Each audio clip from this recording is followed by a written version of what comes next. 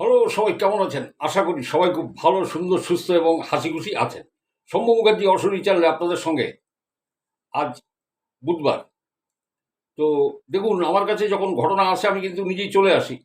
কোনো আমাকে বলা লাগে না। ঘটনা যখন টুকটাক ১ টা ২ টো ৩ টে যা আসবে আমি বলে দেবো সঙ্গে, সঙ্গে। হ্যাঁ? এর জন্য আমি দেরি করি না। কিন্তু ঘটনা যখন খরা থাকে তখন কিন্তু আসতে একটু দেরি হয়। তো চলুন আমি ঘটনা শোনাই। তার আগে একটা কথা আপনাদের বলে নিই। এই ভিডিওটা আসার আগে ২-৩ সেকেন্ডের একটা ডিসক্লেমার আপনাদের সামনে আসবে। ডিসক্লেমার, হ্যাঁ, এটা দেওয়ার দরকার ছিল, খুব জরুরি। কারণ আমি মুখে বলি বটে, কিন্তু ডিসক্লেমারটা ২-৩ সেকেন্ডের জন্য আসবে। আপনারা তো সবটা পড়তে পারবেন না, আর আমি ভয়েস ওভারও দিতে পারিনি ওখানে। কারণ ওটা অনেক বড় ব্যাপার। আর যেসব অ্যাপ থেকে এডিট করা হয় না, সেগুলো প্রচুর টাকা লাগে। ঠিক আছে? কারণ অতটা আমার এফোর্ট করার মতো আমার ক্ষমতা নেই। ঠিক আছে? বছরের চুক্তি করতে হবে। সুতরাং আমার নিজের যতটুকু মোটা বুদ্ধিতে যেটুকু পেরেছি করেছি। ও তা আজকের এই ভিডিওতে আপনারা দেখবেন, হয়তো এই যে উপরের দিকটা দিয়ে একটা আমার মাথার টুপি যেখানে আছে ওর উপরের দিক দিয়ে হয়তো একটা শেড আসবে। একটা শেড, হ্যাঁ? হয়তো টুপিটার আবছা ছায়া বা কিছু এরকম হয়তো আসবে। তা আমাকে পুরো দেখতেই পাবেন, কোনো অসুবিধা নেই। ঘটনাও শুনতে পাবেন। খালি ওইটা আমি এডিট করতে পারছি না বা পারিনি। অ তো নিজে, নিজে যতটুকু পেরেছি করেছি। কিন্তু ডিসক্লেমারটা আমার দেওয়ার দরকার ছিল। এবার ডিসক্লেমারটায় কি আছে আমি আপনাদের বলে দিই। ডিসক্লেমারটা এই দেয়া আছে যে, এই চ্যানেলে সম্প্রচারিত সমস্ত ঘটনাগুলো বিভিন্ন সময় বিভিন্ন মানুষের কাছ থেকে বিভিন্ন মানুষ বিভিন্ন সময় এগুলো শেয়ার করেছে। ঠিক আছে? অশরীরী চ্যানেল এই সমস্ত ঘটনার সত্যতা যাচাই করতে যায়নি বা দেখেনি। তাই এই ঘটনাগুলি দ্বারা কেউ প্রভাবিত হবেন না। মনের মধ্যে কোনো কুসংস্কার আনবেন না। শুধু আনন্দ উপভোগ করবার জন্য ঘটনাগুলোকে শুনবেন। খালি এন্টারটেনমেন্ট পারপাস এগুলো নেবেন। এইটাই লেখা আছে ডিসক্লেমার। তো ডিসক্লেমারটা আসবে, কারণ দেখুন আমার তো হিতৈষীর সংখ্যা কম নয়। যারা যারা এখানে ধরুন ২৩,০০০ প্রায় হয়ে আসলো সাবস্ক্রাইবার, তো তারা আমার পরমাত্মীয়। তারা ভালোবেসেছেন, চ্যানেলটা সাবস্ক্রাইব করেছেন, তাদের তরফ থেকে কিছু হবে না আমি জানি। কিন্তু তবুও একটা ডিসক্লেমার কিন্তু দিয়ে রাখা প্রয়োজন। যদিও এর আগে আমি মুখে বলেছি, কিন্তু মুখে বলাটা যথেষ্ট না, একটা লিখিত দেওয়ার দরকার। তা ওটা ২-৩ সেকেন্ডের আছে, আপনারা পড়তে পারবেন না। আমি কি লেখা আছে আমি বলে দিলাম। চলুন এবারে ঘটনায় যাই। আজকে বুধবার, দেখি কত তাড়াতাড়ি আপনাদের শোনাতে পারি। তো প্রথম ঘটনাটা আমি বলি।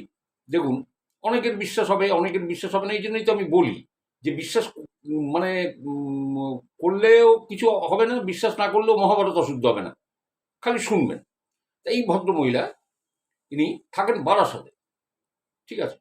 এবং এনার যতদূর আমি জানি হাজবেন্ড, ইনি ইস্টার্ন রেলের এই ডিভিশনে, আমাদের শিয়ালদা ডিভিশনে ইনি বারাসাতে পোস্টিং আছে। ঠিক আছে? এবং এনার শিফটিং ডিউটি করত। আবার কোনোদিন যদি কেউ অনুপস্থিত থাকতো, এনাকে সপ্তাহে ৩ দিন নাইট ডিউটি করতে হতো। তা এইরকম একদিন উনি নাইট ডিউটি করতে বেরিয়েছেন, এবং সেদিন কালক্রমে উনি কোনো রকমভাবে লাস্ট ট্রেনটা ধরেছেন। ওনার ডিউটি ছিল হাসনাবাদ। বোঝা গেল? তো যাই হোক, কোনো কারণে সেদিন উনি ড্রাইভারের ক্যাবে উঠে পড়েন, ড্রাইভারের কেবিনে উঠেছেন। ঠিক আছে? রেলের চাকরি করে সবাই সব জানাশুনো থাকে, চেনা থাকে। ড্রাইভারের ক্যাবে উঠেছে। ট্রেন তো ছেড়েছে। এইবার আপনারা জানেন যে ওই লাইনে যেতে গেলে কয়রা, কদমগাছি, অমুক তমুকে স্টেশনগুলি পড়ে। হ্যাঁ, আরও অনেক স্টেশন পড়ে। আমার তো সব নাম মনে নেই, ওখানে আমি গেছি অনেকবার। তো যখন ওই যাচ্ছে, তারপরে কয়েকটা স্টেশন পার হওয়ার পর ধীরে ধীরে ফাঁকা মাঠ, ভেড়ি, এই অঞ্চলগুলি পড়ে। হঠাৎ এই ভদ্রলোক আর ওই ড্রাইভার দুজনেই দেখছে যে দুটো লাইনের উপর দিয়ে, রেলের উপর দিয়ে ট্রেনটা ছুটছে। আর মাঝখানে, দুটো রেলের মাঝখানে মনে হচ্ছে খানিকটা দূরে যখন ট্রেনটা, তখন মনে হচ্ছে শুকনো কোনো কলা পাতা। কলা পাতা শুকিয়ে গেলে সেই ধূসর রঙের একটা হয় না, সেরকম শুকনো যেন কলা পাতা উঠতে উঠতে যাচ্ছে দুটো লাইনের মাঝখান দিয়ে। তো এনারা প্রথমে তাই ভেবেছিলেন। গাড়িটা যখন কিছুটা এগিয়েছে, তখন এনাদের সম্বিত পেরে যে না, এ তো কলা পাতা নয়, এ তো একটা মানুষের মাথাহীন একটা দেহ। মানুষের মাথাহীন একটা দেহ, সেটা রোল করে যাচ্ছে, এবং গাড়িটা অত জোরে যাচ্ছে। কিন্তু ওটাকে ধরতে পারছে না, ওর নাগাল পাচ্ছে না বা ওর উপর দিয়ে যেতে পারছে না, তার আগেও গড়িয়ে যাচ্ছে। চিন্তা করুন, এটা কিন্তু প্রত্যক্ষ করেছিলেন ওই ভদ্রলোকের নাম আমি জানি, কিন্তু নাম আমি এখানে নেব না। বারাসাতে থাকেন, আমি তাও বলে দিলাম। ওই দৃশ্য দেখে ড্রাইভার এবং ওই ভদ্রলোক হতবাক, কন্টিনিউ অনেকক্ষণ ধরে দেখেছিলেন। এবং ট্রেনের গতি কিরম থাকে জানেন, লাস্ট ট্রেনে মানে ফাঁকা ট্রেনে গতি তো ভালোই থাকবে তখন, ছটছট ছটছট করে ট্রেন টানছে, কিন্তু ওটা গড়িয়ে যাচ্ছে সমানে, ওই মুন্ডহীন দেহটা গড়িয়ে যাচ্ছে। ঠিক গোলাইয়ের বাঁক আছে দেখেছেন তো, ট্রেনে যখন এরকম বাঁক নাই, যে ট্রেনটা এরকম বাঁক নাই, গোলাইয়ের বাঁকের ওই মুখটাতে এসে শাট করে ওটা মিলিয়ে গেল। কি বলবেন আপনি? এইবার কোনো বিজ্ঞান প্রযুক্তিবিদ কোনো কেউ সেই ভদ্রলোককে যেয়ে যদি বলে যে না আপনি ওটা এই দেখেছিলেন, ওই যে তুমি কি মানবেন? মানবেন না, উনি মানবেন না, কারণ উনি তো নিজে দেখেছেন। ওই ড্রাইভার কি মানবেন? মানবেন না। আমি দেখুন এর আগেও একটা ঘটনা আপনাদের বলেছিলাম, যে এক ড্রাইভার ওই যেতে গিয়ে লেভেল ক্রসিংটা পার হচ্ছে, তখন গাড়ি খুব আস্তে আস্তে থাকে, উনি দেখছিলেন দূরে একটা বাচ্চা হামাগুড়ি দিয়ে রেল লাইনের উপরে উঠে আসছে, এবং গাড়িটাকে ওখানে স্টপ করে দিয়ে উনি নিচে নেমে দেখে কেউ নাই, কেউ নেই, কিন্তু উনি পরিষ্কার দেখছিলেন একটা বাচ্চা হামাগুড়ি দিতে দিতে রেল লাইনের উপর উঠছে এবং কাটা পড়ে যাবে। দেখুন এখানে ভিডিও আছে। তো যাই হোক, এইরকম ধরনের ঘটনা ঘটে। চলুন এর পরের ঘটনায় যাই। আজকের ঘটনাগুলো ছোট ছোট, লাস্টের ঘটনাটা একটু বড় হবে, তবে লাস্টে কোন ঘটনাটা বলবো আমি এখনো ঠিক করতে পারছি না। ঠিক আছে, কোন ঘটনাটা বলবো? তো চলুন, এই ঘটনাটা আমি কিন্তু পূর্ব বর্ধমান বলে বলছি, জায়গাটা ঠিক পূর্ব বর্ধমান না, মানে ওই ডিস্ট্রিক্টের মধ্যে পড়ে। তো আমি জায়গাটার নাম নেব না, তাহলে কেলেঙ্কারি হবে। কেলেঙ্কারি হবে মানে যে আমাকে ঘটনাটা দিয়েছে মানে একটা হিচকি বেঁধে যাবে, বুঝলেন? তাই আমি চাই না।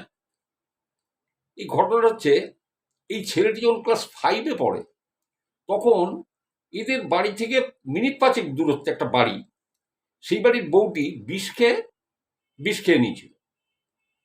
মানে আত্মহত্যা করার জন্যই তো বিষটা খেয়েছিল, এমনি তো আর খায়নি। তো বিষটা খেয়েছে, এবারে খবর পেয়েছে, আর একটু গ্রাম্য পরিবেশ। ঘটনাটা 1995 সালে, 1995 সালে, এবং দিনটা ছিল বুধবার। ডেটটা আমি জানি না, তবে বুধবার ছিল। ঠিক আছে, 1995 সালে বুধবার, এবং আষাঢ় মাস ছিল। তো তখন দেখবেন এই 90-এর দশকে 95-এর দশকে আষাঢ় শ্রাবণে ভরপুর বর্ষা হতো, জানেন তো।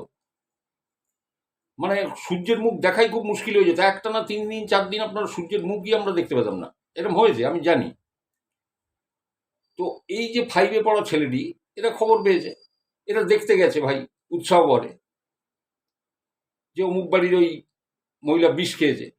এবার তার ছেলে আছে দুটি, তাদের বয়স বেশি না, ছোট ছোট। তা বলছে আমরা ওই দেখে, এখন বিষ খেলে তো আর মানুষ তো আর ইয়েতে থাকে না, অচৈতন্য অবস্থায় থাকে বা ছটফট করে।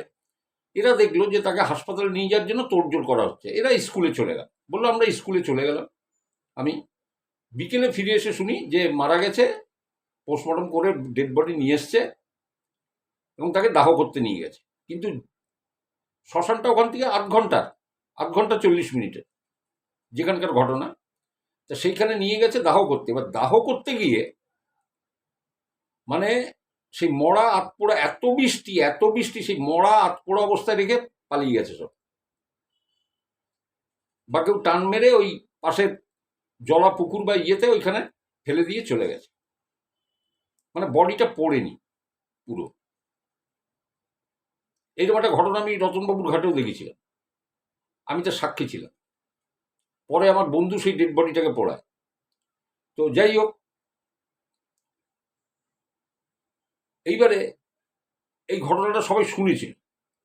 এইবারে গুরুদশা অবস্থায় যেন হবিষ্যি করতে হয়, মালসা পড়াতে হয়, এবং সেই মালসা বা সেগুলো ওই পুকুরে বা ইয়েতে ভাসিয়ে দিয়ে আসতে হয়। এবার ওই 2 ছেলে গেছে হবিষ্যি করে ওই মালসা ভাসাতে। ওই মালসা ভাসাতে গিয়ে দেখছে যে ওই আতপোড়া ডেড বডি, মানে ওর মার ওই আতপোড়া ডেড বডি, মানে জলের মধ্যে কুমির চলে দেখেছেন, ছাঁ করে এরম করে শোঁ শোঁ করে এরম বেয়ে আসতে থাকে জলের মধ্যে, ঠিক ওইভাবে আসছে ওই মালসা টানবার জন্য। এরা দুজন উপর্যুপরি দৌড় ওখান থেকে দুই ছেলে, আর সাথে বোধহয় আরো কেউ একজন দুজন ছিল, ওদের সাথে গেছিল ওই মালসা ভাসাতে, পুকুরে মালসা ফেলতে। ওই দৃশ্যটা দেখেছিল, দেখে দৌড় মেরেছে ওরা। এবং যে আমাকে বলছে আপনি খবরদার নাম নেবেন না, এই ঘটনা কিন্তু বেশ চাউর হয়েছিল ঘটনাটা, তাহলে কিন্তু মানে বিপরীত হয়ে যাবে, একদম হিতে বিপরীত হবে। তা আমি সেই জন্য নামটা নিলাম না, আমি পূর্ব বর্ধমান বলে আমি বললাম। এইবারে দেখুন, এইবারের ঘটনাটা পাটুলির ঘটনা। তো এই পাটুলিটা কোথায়, আপনার স্টেশনটা জানেন আপনারা, অনেকে থাকেন যারা হয়তো শুনছেন এই অনুষ্ঠান পাটুলি থেকে। এই ঘটনাটা পাঠিয়েছে সোমনাথ। এই সোমনাথ বলছে যে আমাদের ওই অঞ্চলে এক ভদ্রলোক ওই মাথায় কাপড়ের গাঁঠ নিয়ে করতো, মানে শাড়ি কাপড় সায়া ব্লাউজ এইগুলো বিক্রি করতো। এখন দেখবেন এদের খুব কম দেখা যায়। তখন ওই চীনা সিঁদুরওয়ালা ওই কাচের বাক্সে, হ্যাঁ, চীনা সিঁদুর বলে হেঁকে যেত। তারপরে জয়নগরের মোয়ালা, সেগুলোও দেখা যায় না। আর এই মাথায় কাপড়ের গাঁঠটি নিয়ে জামা কাপড় রাখবেন নাকি, এখন জামা কাপড় রাখবেন নাকি না, এখন বলে জামা কাপড় বিক্রি করবেন নাকি, এইটাই আপনারা দেখতে পান। দেখুন আমি ঠিক বললাম কিনা। তো আমাদের সময় দেখেছি ওই রকম এক ভদ্রলোক আমাদের বাড়িতে ওইরকম ওই জামা কাপড় নিয়ে আসতো, আর মা তার থেকে রাখতেন জামা কাপড়। আমাদের ওই সুতির হাফ প্যান্ট বা জামা, সুতির জামা রাখতেন, দিদিদের ফ্রক রাখতেন। তো ওই ভদ্রলোক ওই রকম ওই ঘুরে ঘুরে ওই ফেরি করতেন। হুম, গ্রামের দিকে হয়তো একটু ইন্টেরিয়ারে এখন হয়তো দেখা যায় এরকম ঘুরে ঘুরে লোক আসে, ফেরি করে। তো এই লোকটার সঙ্গে বলছে, সোমনাথ বলছে আমার সাথে খুব ভালো, আমাদের বাড়ির সাথেও বললো খুব ভালো পরিচয়। এই ভদ্রলোক একবার একটা ঘটনা ওকে শোনায়, এবং ওই সমস্ত অঞ্চলেরই কোনো একটা জায়গায় ঘুরে ঘুরে ভদ্রলোক কাপড় বিক্রি করছে। ঠিক আছে, এবার দুপুর গড়িয়ে বিকেল হয়ে এসছে, ভদ্রলোক কাপড় বিক্রি করতে করতে দেখছে একদম মানে কালো মেঘ আকাশে, মানে ঝড় উঠলো বলে। আর বলতে বলতেই মানে শোঁ শোঁ শোঁ শোঁ শব্দে ঝড় শুরু, ঝড় আর মেঘের ডাক, চিক চিক করে সে বিদ্যুৎ চমকাচ্ছে আর মেঘের ডাক। এরপরে নামলো বৃষ্টি। ভদ্রলোক কি করবে, তো জামা কাপড় ভিজে গেলে তো পুঁজি পাটা মানে সব লেঠা চুকে যাবে। হ্যাঁ, তো মানে ওইটাই তো রুটি রোজগার, ব্রেড অ্যান্ড বাটার। এই যে ভিতরে যে শাড়ি কাপড় সায়া এইগুলো ভিজে গেলে তো মুশকিল। কোথায় যায় কোথায় যায়, দেখতে দেখতে ওখানে একটা বাড়ি ছিল, মানে পোড়ো বাড়ি। তো পোড়ো বাড়ি বললে ভুল হবে, মানে একটা ঘর আর ছাদ দেয়া এইরকম একটুখানি একটা জায়গা, পরিত্যক্ত সেটা। ও সেইখানে ঢুকে পড়ে, ওইটার নিচে, ওই ছাদের নিচেই ঘরটার ওখানে দাঁড়িয়ে পড়ে। দাঁড়িয়ে পড়ে এবারে প্রহর গুনতে থাকে। বৃষ্টি ভাই, কি বৃষ্টি, সে সমানে হয়েই যাচ্ছে, বৃষ্টির ছাড়ার কোনো লক্ষণ নেই। আর সেই সাথে বাজও পড়ছে। বলছে বিদ্যুতের ঝলকানিতে মাঝে মধ্যে রাস্তাঘাটগুলো দেখা যাচ্ছে বিদ্যুতের আলোতে, অঝোরে বৃষ্টি। তো বলছে যে আমার পকেটে একটা টর্চ থাকতো, তা টর্চ রাখি আমি। তা আমি ভাবছি যে কি অবস্থা, আমি কখন বাড়ি যাব, কখন এ করবো। হ্যাঁ, তাহলে তো সারা রাত আমাকে স্টেশনে কাটাতে হবে, মানে কি করব, মানে কিংকর্তব্য বিমূঢ় হয়ে গেছি। বসে বসে চিন্তা করছি দাঁড়িয়ে দাঁড়িয়ে যে কি করব, চুপচাপ দাঁড়িয়ে আছি। হঠাৎ আমার মনে হলো আমার এই কপালে এসে কিছু একটা ঠেকলো। বলে জানো, হঠাৎ মনে হলো আমার কপালে একটা কি যেন এসে ঠেকলো। তারপর আমি কপালে হাত দিয়েছি, দেখছি আমার এই হাতের পরে এসে বাড়ি মারছে, একটা কি যেন এসে টাক টাক করে লাগছে। বলে আমি টর্চটা মেরে দেখি একটা মহিলার দেহ ঝুলছে ওখান থেকে, আর তার পাটা আমার এই কপালের মধ্যে এসে লেগেছে। বলছে আমি ওখান থেকে ওই টর্চ সাথে বাবা গো মা গো বলে, কাপড়ের গাঠটি ওখানে পড়ে আছে, বাবা গো মা গো বলে আমি ছুটেছি। আমি কোন দিকে ছুটেছি আমি জানি না ভাই। হ্যাঁ, আমি ওই ছুটতে ছুটতে দূরে একটা চায়ের দোকান আলো আমি দেখতে পাই, আমি সেইখানে চলে যাই। সেইখানে গিয়ে আমার কথা বলার শক্তি নেই, আমি যে অজ্ঞান হয়ে যাইনি এইটাই ভাগ্য ভালো।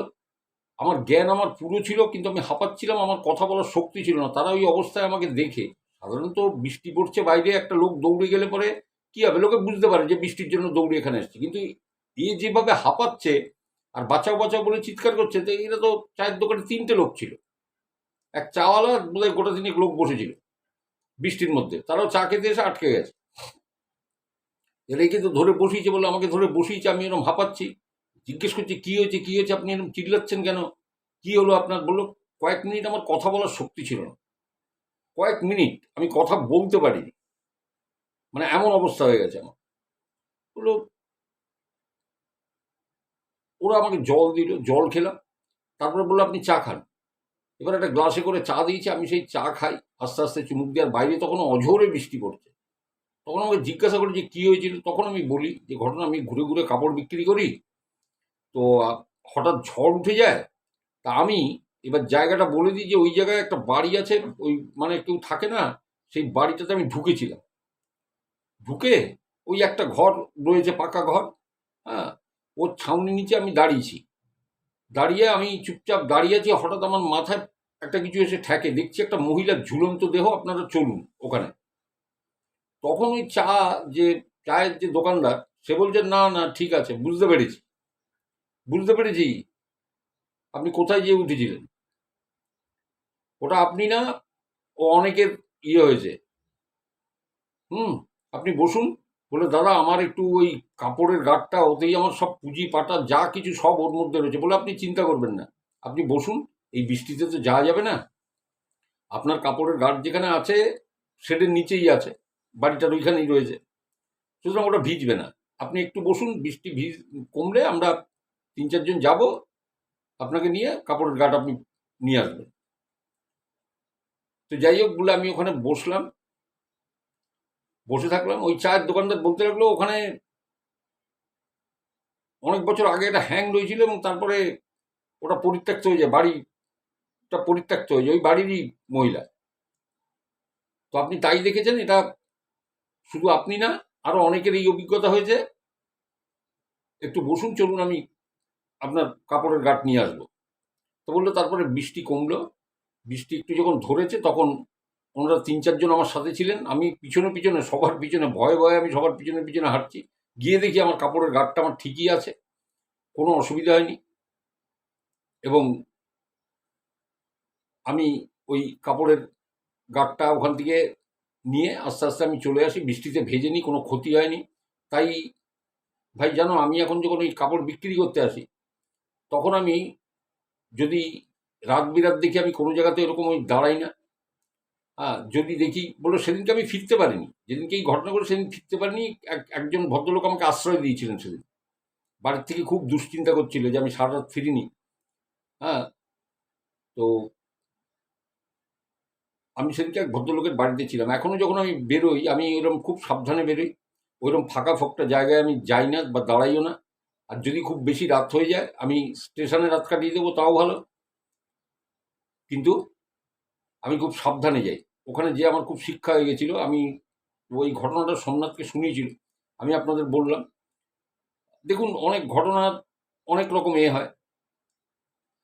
এখানে মানুষ আসেন, আমি এর আগের যে ভিডিওটা, এই মহিলার প্রোফাইল না কার প্রোফাইল কি জানে, ইউটিউবে তো বোঝা যায় না, CIXO অমুক লিখছে।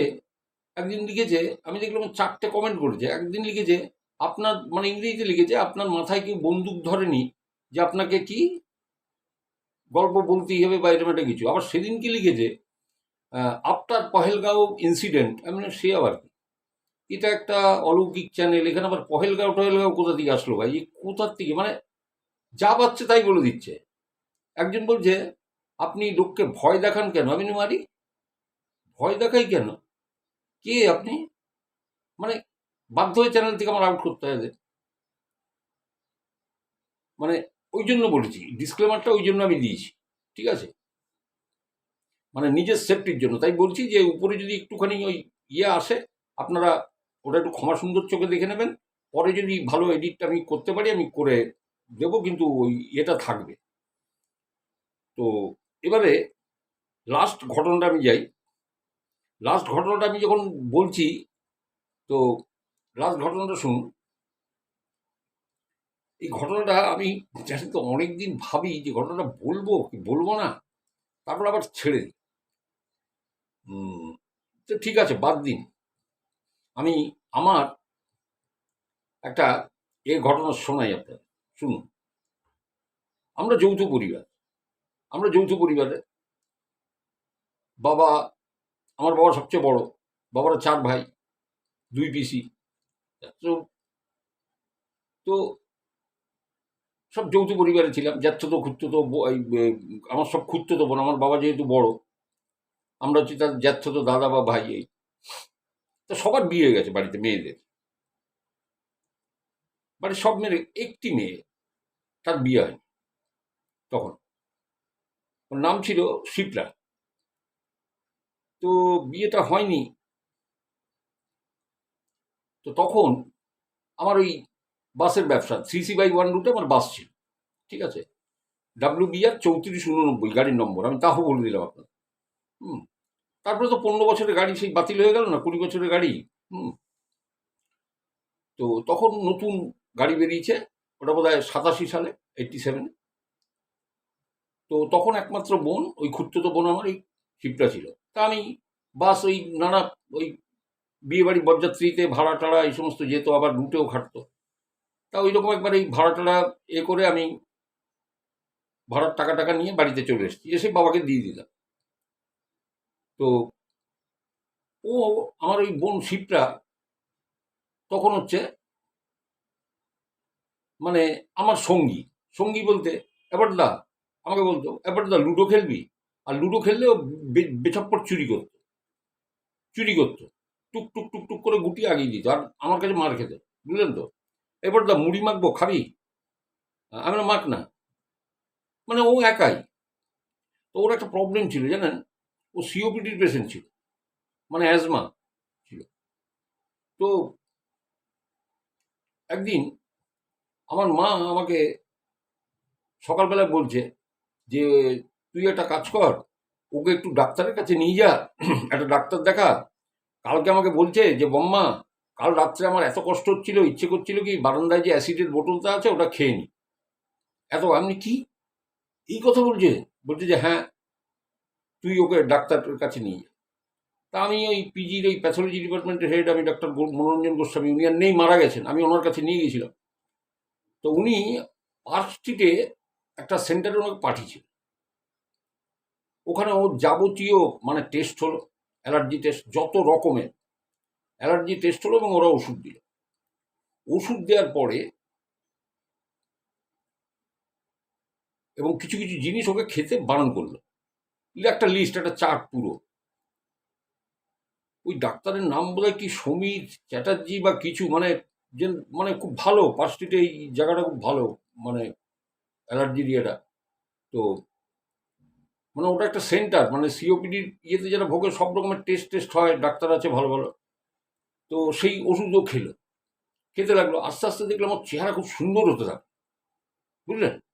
খুব সুন্দর চেহারা হতে থাকলো। তখন ওই ডক্টর গোস্বামী বলেছিলেন যে, শম্ভু, এইবার কিন্তু বিয়ের চেষ্টা করো, তাহলে কিন্তু পরবর্তীকালে ভুগবে। এবার কাকে কার সাথে বিয়ে দেবো বলুন? মানে তাকে তো বিয়ে দিতে গেলে তো মানে মুশকিল হয়ে যাবে, পরে বলবে আপনারা লুকিয়ে চুরিয়ে বিয়ে দিয়েছেন। তো তখন আমার কাকা বিসিসিআই চাকরি করতেন, ধানবাদে থাকতেন, বুলিতে।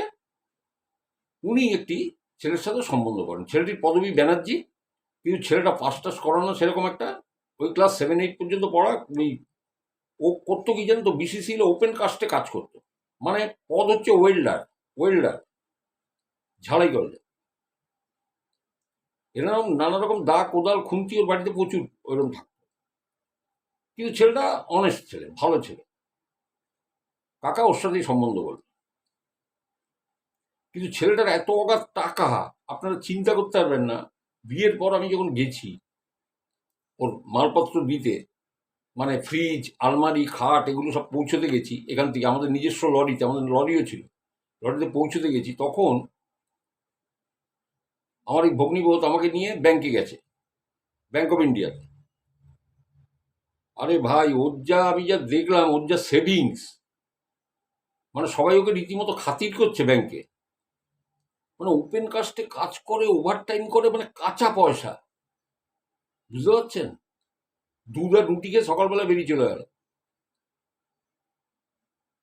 প্রচুর পয়সা, কাঁচা টাকা, জমি ছিল প্রচুর। আমার এই বোন করতো কি জানেন তো, ওর যখন নাকি টান উঠতো তখন ওইখানে একটা দোকান আমি চিনি, আমি ওই দোকান থেকে ওষুধ কিনেছি। সেই ছেলেটা আবার ডাক্তারিও একটু জানতো টানতো। যখন টান ওঠার আগে সিওপিডি পেশেন্টটা বুঝতে পারে যে আমার কষ্ট শুরু হবে, ও করতো কি ওই দোকান থেকে যে ইঞ্জেকশন নিয়ে আসতো।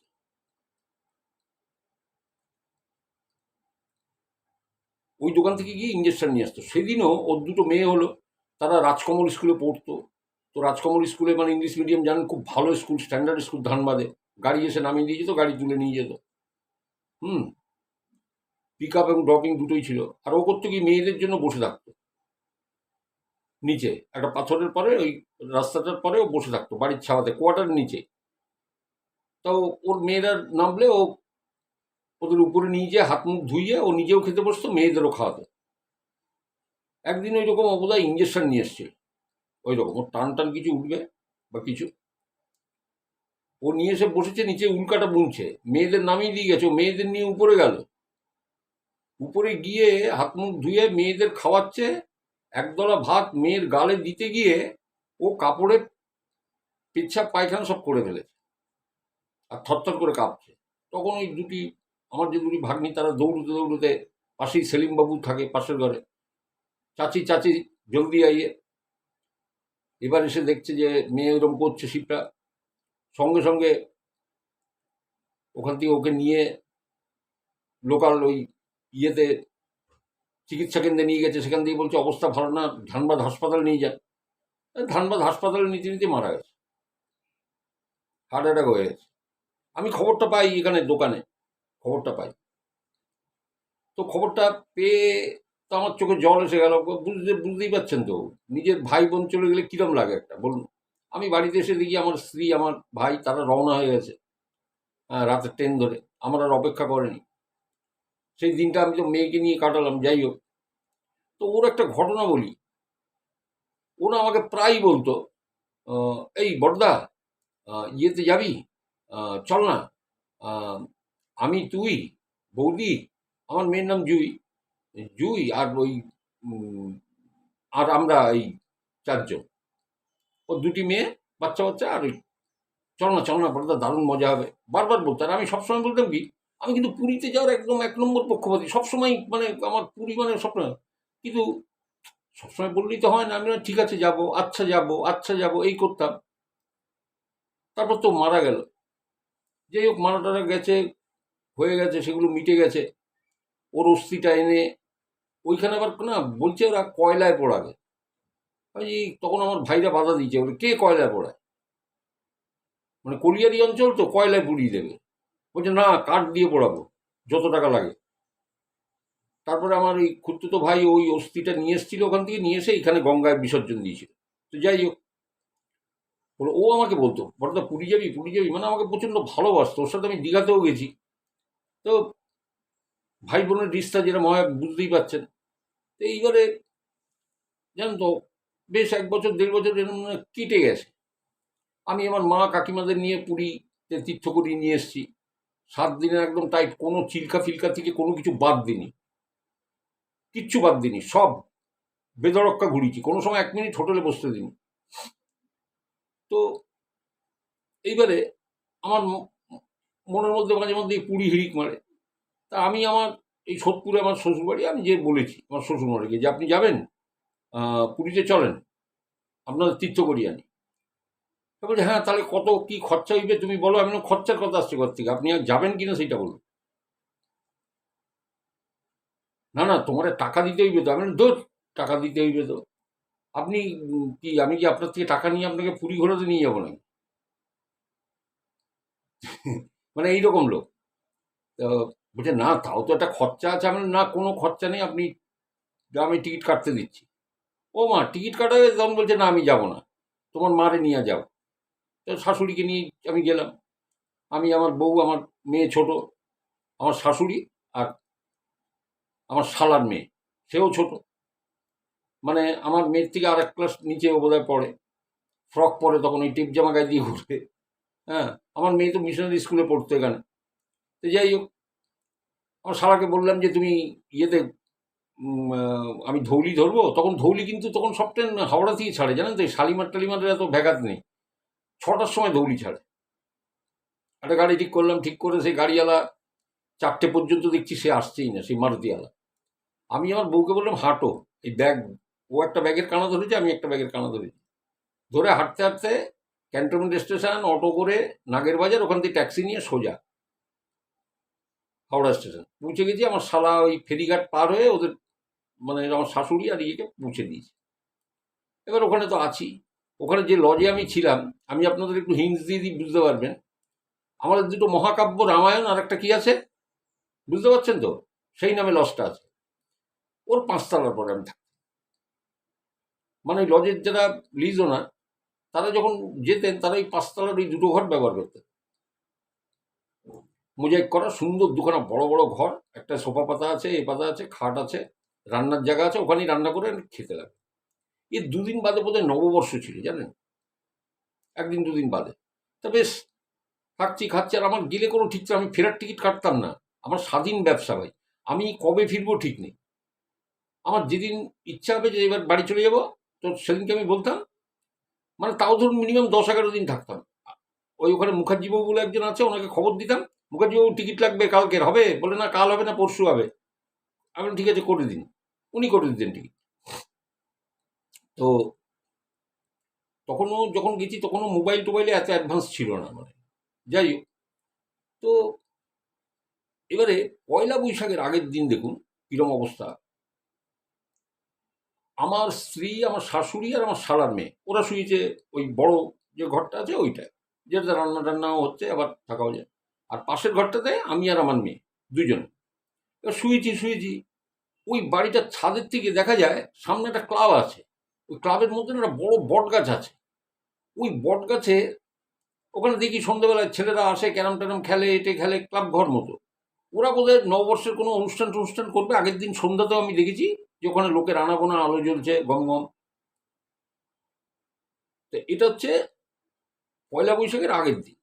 আমি সন্ধ্যাবেলায় দেখেছি ওখানে বেশ লোকজন জমজমাট, মানে রাতে প্রোগ্রাম টোগ্রাম আছে মনে হচ্ছে। রাতে শুয়ে হঠাৎ না আমার ঘুমটা ভেঙে গেল। মনে হচ্ছে যেন কানের কাছে কারা যেন কথা বলছে, বুক বুক বুক বুক বুক বুক বুক বুক করে, এই যেমন বাইরে যেমন জটলা হলে কথা বললে আপনার যেমন গুঞ্জনটা কানে আসে, ওই রকম। আমি ভেবেছি সকাল হয়ে গেছে।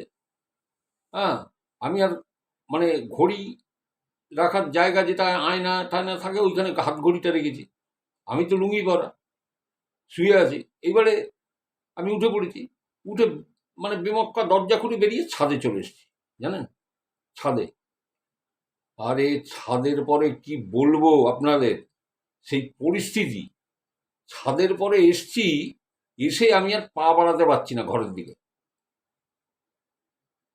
আমি দেখছি ওই ক্লাবটার ওই যে বটগাছটার ওর তলের লোকজনকে আমি দেখতে পাচ্ছি, কিন্তু সেটা তো অনেক দূরে, অন্তত 200 মিটার দূরে রয়েছে ওটা, সেখান থেকে দেখতে পাচ্ছি। কিন্তু চারপাশটা কালো অন্ধকার। আমি বলি, "এ কি, কটা বাজে? এ তো সকাল হয়ে গেল।" আমি লোকের গলার আওয়াজ শুনলাম, আমি উঠে আসলাম। তারপরে সমুদ্রের দিকটা তাকিয়ে দেখছি স্বর্গদ্বারে যে মরা পোড়াচ্ছে তার চিতার ধোঁয়াগুলো না আমাদের ওই লজের এই মাথার উপর দিয়ে দিয়ে ভেসে যাচ্ছে। আর তখন যেন ঠিক আমার মনে হচ্ছে কেউ পাশে ফিসফিস করে বলছে, বড়দা সেই এলি, আমার সঙ্গে এলি না, সেই পুরীতে তুই এলি কিন্তু আমার সঙ্গে এলি না। আপনারা বললে বিশ্বাস করবেন না যারা শুনছেন, আমি হাত জোড় করে বলছি, আমার পা দুটো মনে হয় যেন মানে লোহার হুক দিয়ে কেউ গেঁথে দিয়েছে, মানে ওই ছাদের ছাদে। আর অতটুকু বাচ্চা মেয়ে, আমি বাবা, আমি যদি ভয় পেয়ে আমি যদি চিৎকার করি তাহলে একটা মানে অন্য, বুঝতে পারছেন আমার তখন মনের অবস্থা। আমি পা বাড়াতে পারছি না। আমি সেই মানে কি করব, তখন আমি লোকনাথ বাবার ভক্ত, আমি লোকনাথ বাবাকে ডাকছি, মহাদেবকে ডাকছি, মানে মা কালীকে ডাকছি। হুম। আর পৈতেটাকে এইভাবে হাতে ধরে আমি যে কিভাবে ঘরে ঢুকেছিলাম, সেটা একমাত্র আমি জানি। আমি কিভাবে ঘরে ঢুকেছিলাম। ঠিক যেন মনে হচ্ছে আমার পাশে দাঁড়িয়ে ওরকম কেউ বলে যাচ্ছে যে তুই সেই পুরীতে এলি কিন্তু আমার সাথে এলি না।